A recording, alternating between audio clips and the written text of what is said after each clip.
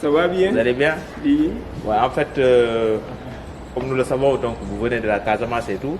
Ouais. Est-ce que vous pouvez nous parler de la Casamance, la culture en Casamance, les différentes ethnies qui se trouvent en Casamance, sur le plan touristique, sur le plan culturel et tout ça? Parlez-nous un peu de la Casamance, la diversité là-bas et tout. Donc, on aimerait savoir cela.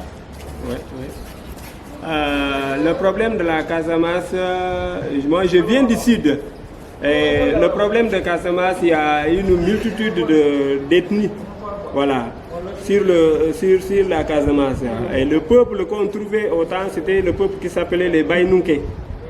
Les Baïnouké étaient les premiers habitants de la Casamance. Okay. Ouais, suivi des Diola, et ensuite les autres diversités viennent s'y ajouter. Okay. Et les Balantes, les Manjacs, les Mandingues, les Peuls, les Sérères et autres, tout de Soninké et autres, okay. Ils viennent s'ajouter. Maintenant, en Casamance, depuis le sud, c'était basé sur la propagation des Diola qui s'installaient vers le sud, vers Cap Skirring jusqu'à Moyenne Casamance. C'est complètement habité par les Diola, envahi par les Diola. Les restes sont minoritaires là-bas. Oui. Le peuple qui domine, ce sont les Diola. Ils sont plus nombreux que les double fois que les Baïnouké. Et l'histoire des Baïnouké tentait à être vraiment complètement anéantie à cause de progression des Diola, parce qu'ils se sont développés de plus. Ouais. Et ensuite, l'autre race qui concernait les Manchacs, nous venons de Guinée-Bissau. Et même les Balantes. Les Balantes viennent de Guinée-Bissau. Les Balantes Manela, ils viennent de Guinée-Bissau. Les Balantes Naga, ils viennent de Guinée-Bissau. Les autres Balantes venaient de Gabou.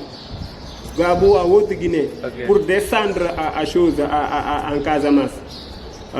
Suivi des Manjacs lors de la guerre de libération de Guinée-Bissau, okay. Guerre de l'indépendance.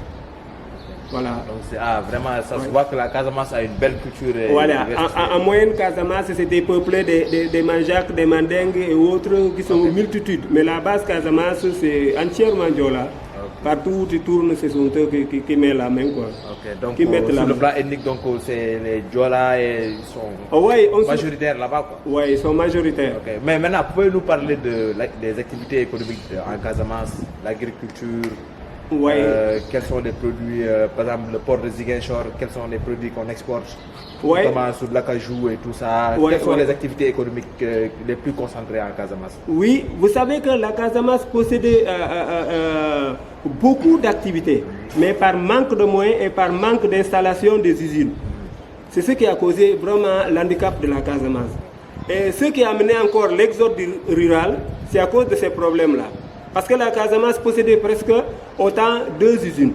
L'usine de crevettes et des usines de la Sonacos, qui s'appelait autant Oncad, passé par Sonar, et ensuite son troisième nom vient Sonacos. Sonacos vient en troisième position. Le nom de Sonacos, c'est le troisième nom de cette usine. Okay. Ça s'appelait Oncad. À l'époque, autant de qui, vers les années 75, c'était Oncad. Après, c'est dépassé sur le nom de Sonar, et actuellement, c'est Sonacos.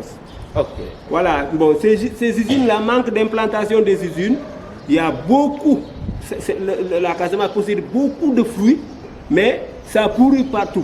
Parce qu'il n'y a pas des acheteurs ni de quoi. Les mangues et tout ça. Les mangues pourrissent, c'est quoi? À cause du manque de l'implantation des usines, okay. Et ça a causé beaucoup de calvaires. Et pour la guerre de l'indépendance de la Casamance qu'on a vécue, c'était un peu mal intentionné et les gens ont trouvé le point de mettre fin à ça. C'est la meilleure solution, mais la solution qui se trouve pour éviter l'exode rural, pour que la capitale ne soit pas encombrée, il fallait qu'il y ait des usines en Casamance pour la transformation de ces fruits-là. Oui. Oui, monsieur Jules Correa. Oui. Donc, comme nous le savons, sur le plan sécuritaire, oui. En Casamance, bon, nous tous nous le savons, il y a des problèmes, il y a des crises, oui. Notamment sur, il y a des rebelles là-bas, vraiment qui dérangent beaucoup la population. Oui. Donc la population ne se sent pas en sécurité là-bas. Oui. Maintenant, de nos jours, est-ce que l'État a eu à faire des efforts par rapport à cela? Est-ce que maintenant la rébellion a diminué un peu en Casamance ou bien ça continue toujours? Oui, quasi totalement le problème de la Casamance, ça a porté beaucoup d'amalgame. Bon, autant les autres disaient qu'il faut qu'on se révolte, on prend l'indépendance ou quoi que ce soit, et les papiers qu'ils étaient vus, les gosses n'ont pas compris, d'autres disaient que c'était Senghor qui avait écrit en disant que lors de la guerre de l'indépendance ici, hein, mais c'est pas par arme, hein, politiquement, dès que le Sénégal aura son indépendance, parce que c'était tellement large, Senghor avait dit qu'il ne peut pas commander jusqu'au sud là-bas, il va donner ça à Émile Badiane, l'ordre de commander le sud. C'est ça qu'il avait signé.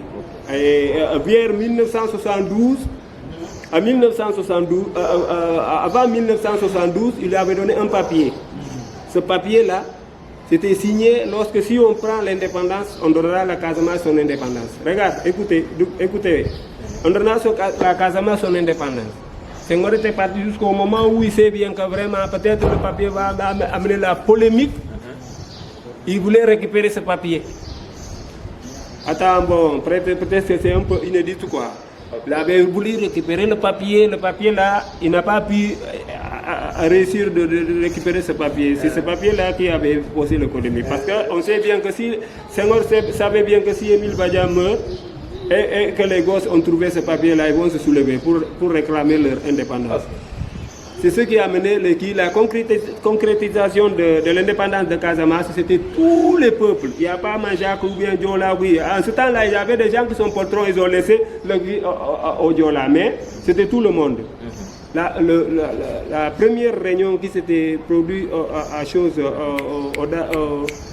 au jardin des pommes d'acajou de Kandjalan en 82. En ce temps-là, c'était l'autre là qui était le ministre de l'Intérieur, Djiboka. C'est lui qui avait donné l'ordre d'aller arrêter la réunion là et ça a mal tourné.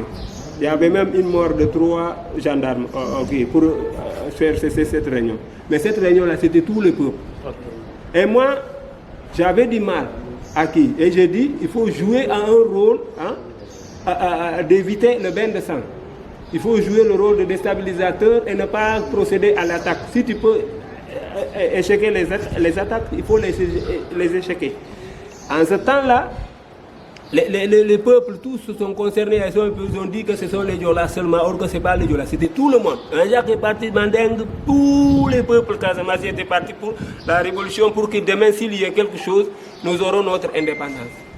Mais quand même, Dieu avait donné tout pour que ça se passe bien. Hein, et qu'on a trouvé un terrain d'entente pour essayer de calmer ce feu.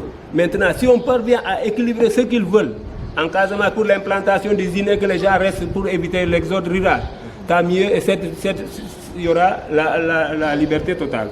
Okay. Voilà.